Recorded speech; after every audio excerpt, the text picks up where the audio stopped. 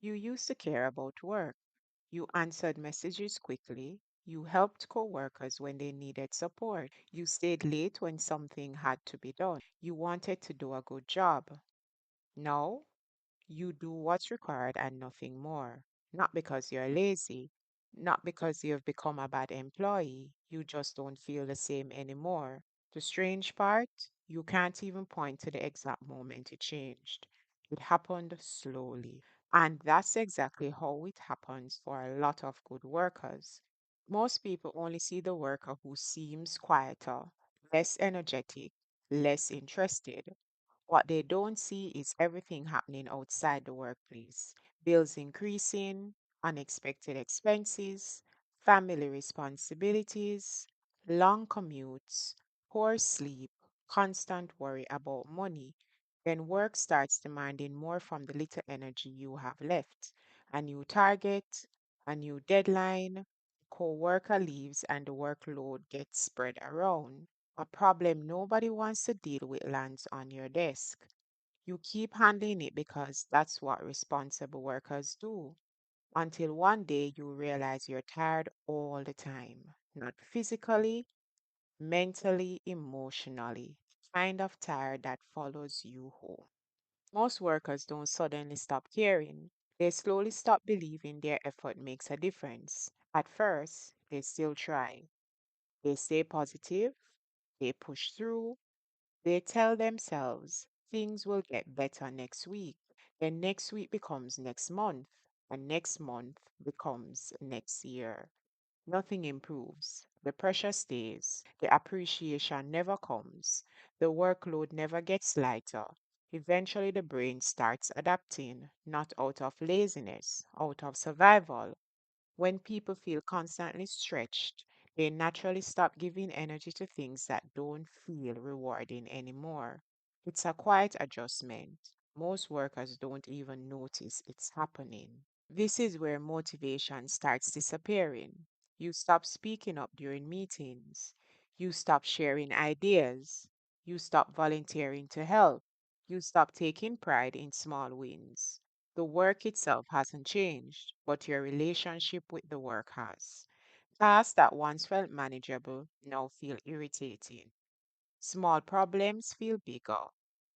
Simple requests feel heavier.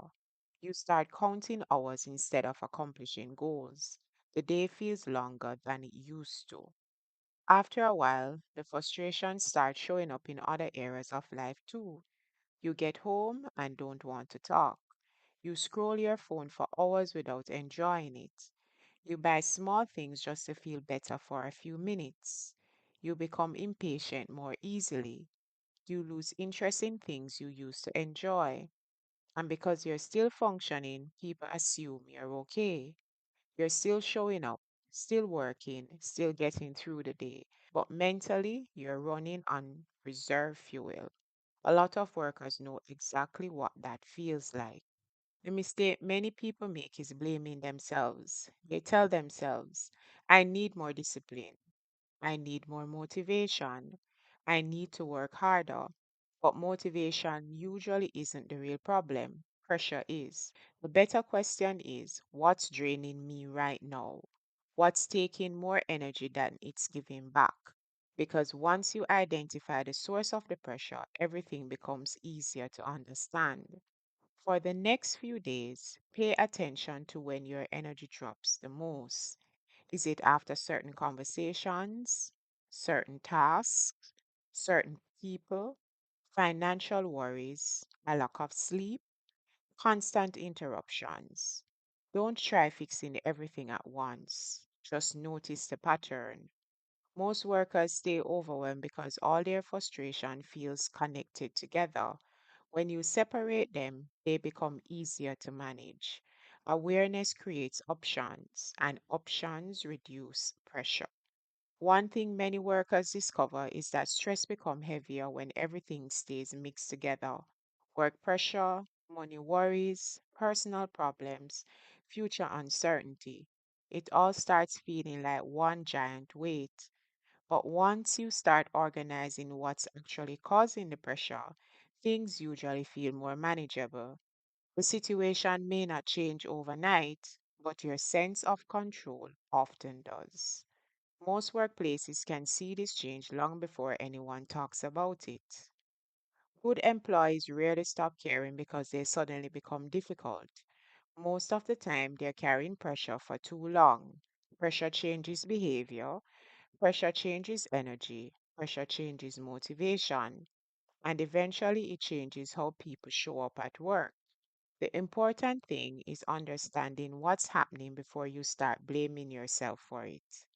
Because when you understand the pressure, you can start responding differently.